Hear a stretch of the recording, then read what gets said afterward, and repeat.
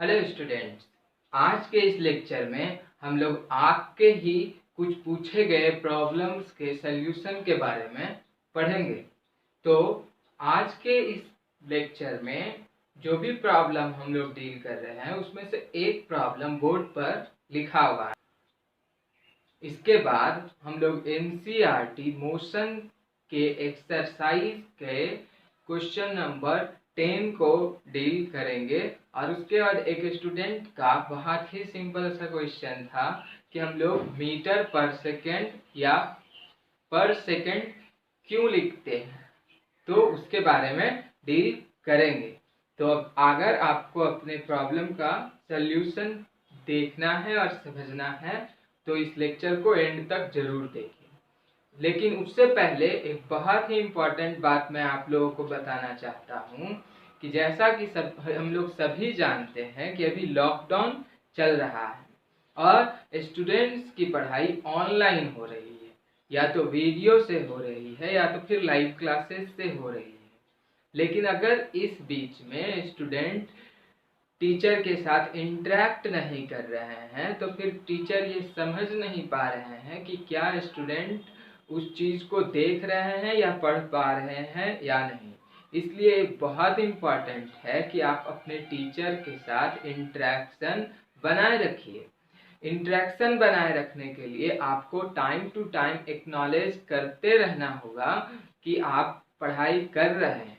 आपको अपने प्रॉब्लम्स को जानने के लिए और क्वेश्चन पूछने के लिए आप कमेंट में अपना क्वेश्चन डालिए। ये बहुत ज़रूरी है, इससे ये पता चलता है कि आप पढ़ रहे हैं या नहीं पढ़ रहे हैं। ठीक है, आप वीडियोस को जो भी अपलोड किया जा रहा है उसको लाइक करिए, जिससे ये भी पता चलेगा कि आप उसको समझ पा रहे हैं। लेकिन स्टूडेंट का रिस्पांस नहीं आ रहा है पॉजिटिवली। कुछ स्टूडेंट्स पॉजिटिवली रिस्पॉन्स कर रहे हैं और उन्हीं स्टूडेंट्स के प्रॉब्लम को आज हम लोग सॉल्व करने वाले हैं। तो आइए जानते हैं कि इसका प्रॉब्लम क्या है। A bullet of mass 50 gram moving horizontally with velocity 100 meter per second hits and embedded in the wooden block of 450 gram placed on a vertical wall of height 19.6 meter. If the bullet gets embedded in the block, then find how far from the wall does the block fall on the ground. Student, इस question में projectile motion का concept शामिल है। इस question को पहले समझना होगा, उसके बाद हम लोग इस क्वेश्चन के सल्यूशन को आसानी से फाइंड आउट कर सकेंगे। एक वॉल है जिसका हाइट 19.6 है, तो मान लेते हैं this is the wall and it's height is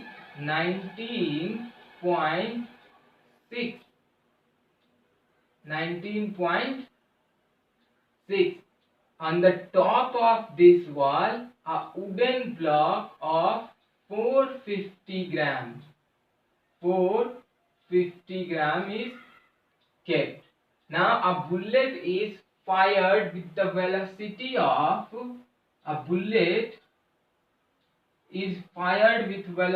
of 100 meter per second and the mass of the bullet is 50 grams. Now this is moving in this and get embedded on this wooden block. We have to find what range of the projectile motion of this block. Student, कहने का मतलब यह है कि जब ये bullet आया और इस वुडन ब्लॉक को हिट करता है और इसमें एम्बेडेड हो जाता है, तो ये ब्लॉक कितना दूर आकर ग्राउंड पर गिरेगा, यही हम लोगों को फाइंड आउट करना है। तो किसी भी प्रोजेक्टाइल मोशन में हम लोगों को 3 इक्वेशन पढ़ना होता है। एक इक्वेशन पढ़ना होता है प्रोजेक्टाइल मोशन के हाइट का, दूसरा पढ़ना होता है प्रोजेक्टाइल मोशन के टाइम के लिए और एक इक्वेशन पढ़ना होता है रेंज के लिए। रेंज इस चीज को कहते हैं कि ये बॉल से कितना दूर जाकर गिरेगा, इसको हम लोग कहते हैं रेंज। और range it means displacement, and we know that displacement क्या होता है। डिस्प्लेसमेंट होता है वेलोसिटी इनटू टाइम।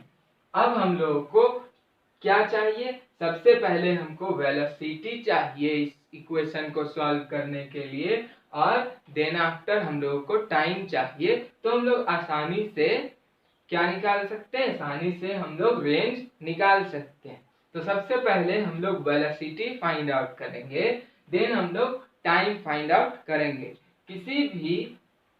किसी भी प्रोजेक्टाइल मोशन को के टाइम को फाइंड करने का इक्वेशन होता है t is equal to under root 2h। h is height of the projectile motion and by g, where g is acceleration due to gravity। अब हम लोग इस प्रॉब्लम को सॉल्व करेंगे। From the law of conservation of momentum, we know that total momentum before collision is equal to total momentum after collision.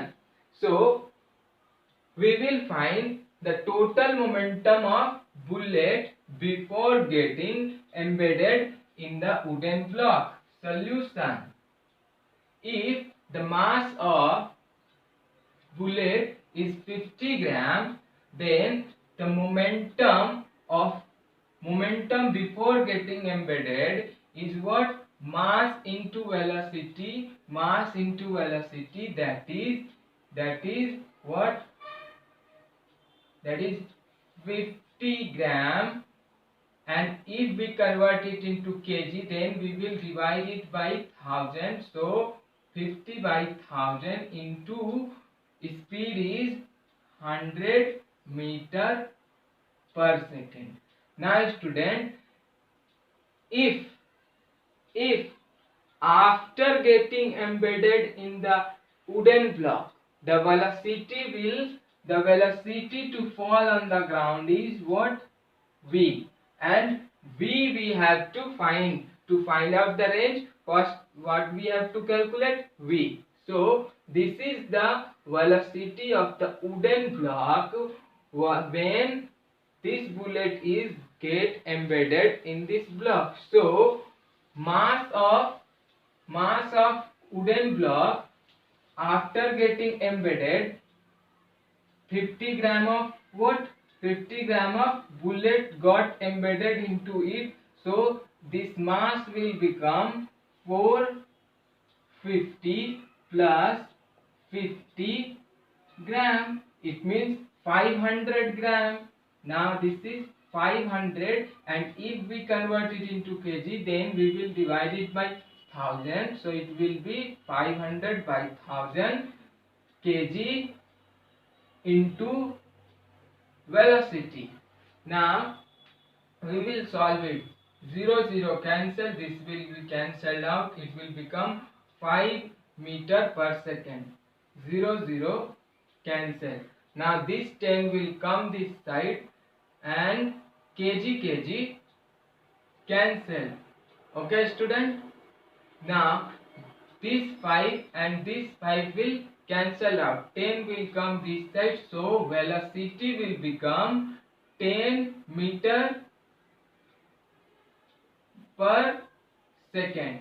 This is the velocity of what? Block, when wooden block, when bullet got embedded into it.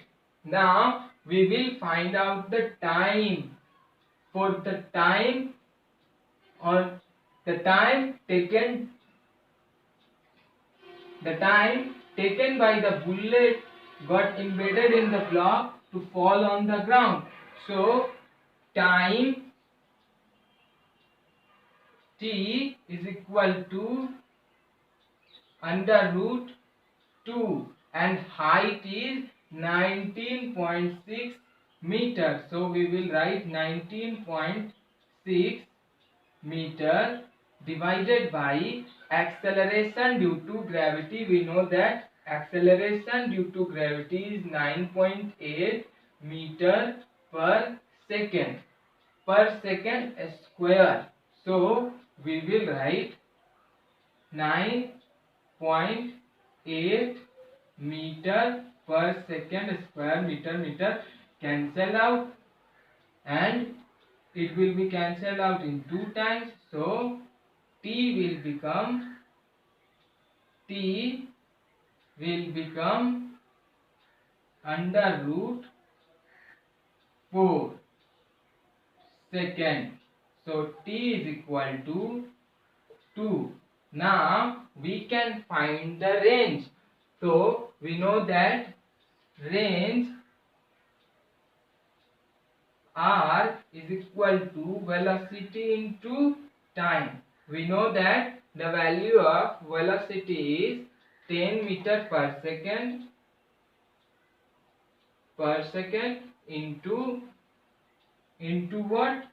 Time. Time is 2 seconds. So 2 seconds. So 2 seconds per second will cancel out. Range is equal to 20 meter. It means the embedded wooden block will fall at the distance of 20 meter from the wall, and this is the required answer.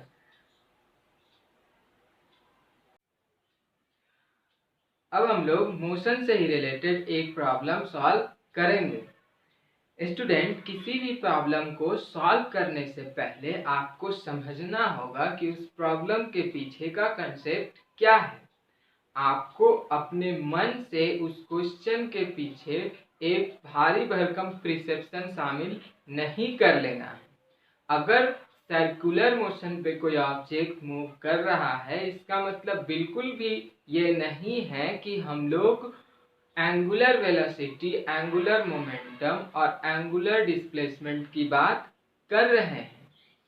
लेकिन अगर फिर भी आपको angular displacement, angular velocity और angular acceleration के बारे में जानना है, तो हम एक दिन जरूर इन सारे टॉपिक पे एक लेक्चर तैयार करेंगे और आपको जल्द से जल्द पहुंचाने की कोशिश करेंगे।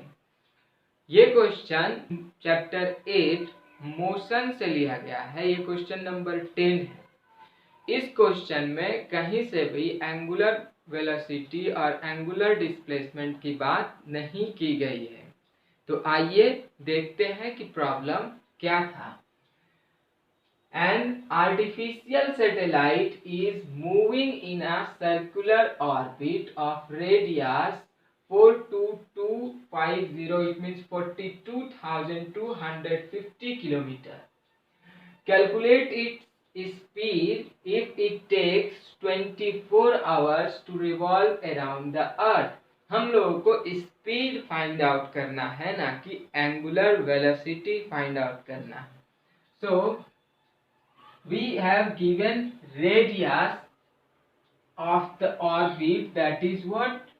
42250 kilometer, and we have given time. Radius is given this, and time is what? 24 hours. We have to find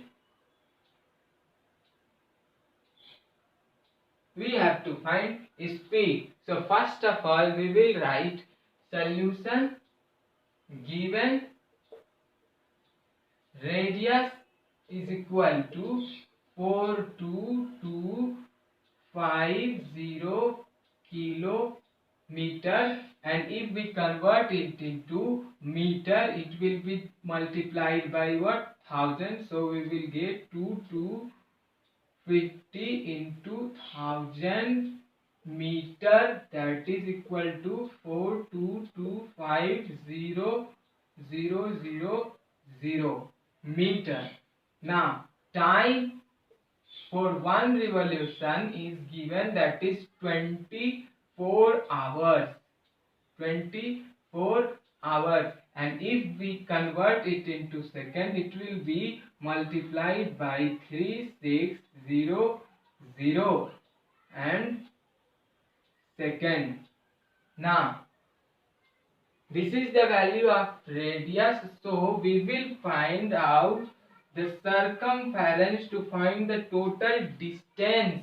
So total distance is equal to circumference, so distance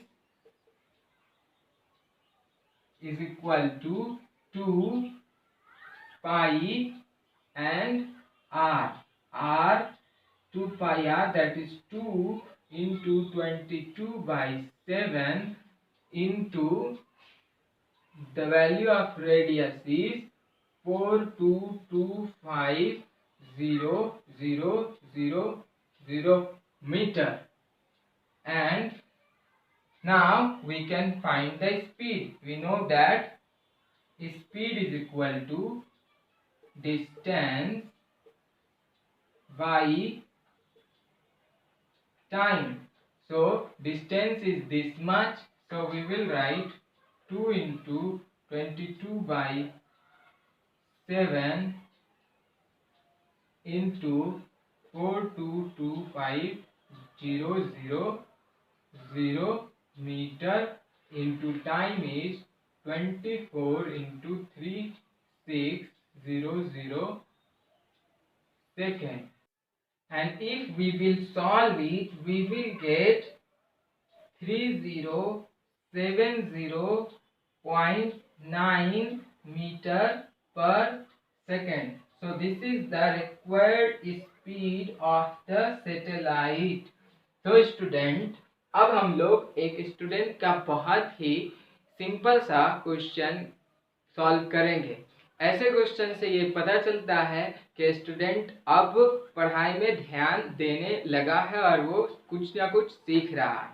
उसका एक बहुत ही सिंपल सा क्वेश्चन है कि हम लोग मीटर पर सेकेंड क्यों लिखते हैं या तो फिर पर सेकेंड क्यों लिखते हैं। स्टूडेंट, आप लोगों ने मैथ में एक्सपोनेंट के बारे में पढ़ा होगा, एक्सपोनेंट और पावर के बारे में, लेकिन अगर आपने अच्छे से नहीं पढ़ा है तो आपको एक बार जाकर जरूर पढ़ना चाहिए। 7-8 क्लास के बुक में दिया हुआ होता है।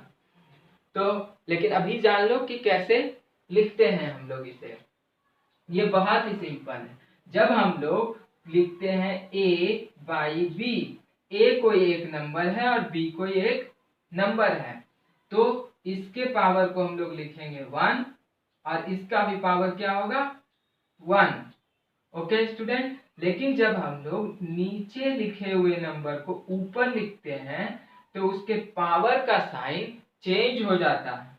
So now we can write a + 1 and b -1, क्योंकि इसका साइन जब हम लोग इसको ऊपर ले गए तो इसके पावर का साइन इंटरचेंज हो गया। तो इसी तरीके से यहाँ पर मीटर बाई सेकेंड है, मीटर का पावर भी 1 है और सेकेंड का भी पावर क्या है 1 है। लेकिन जब हम लोग इस सेकेंड को ऊपर ले जाएंगे then we will write metre per second. Second का पावर कितना है -1 and we will read it as per second. ना स्टूडेंट, अगर किसी नंबर का पावर है, मान लेते हैं 10⁻8, 1/10⁻8, तो जब हम लोग इसको ऊपर ले जाएंगे तो ये 8 का साइन चेंज हो जाएगा। So we will write 10⁻⁻8।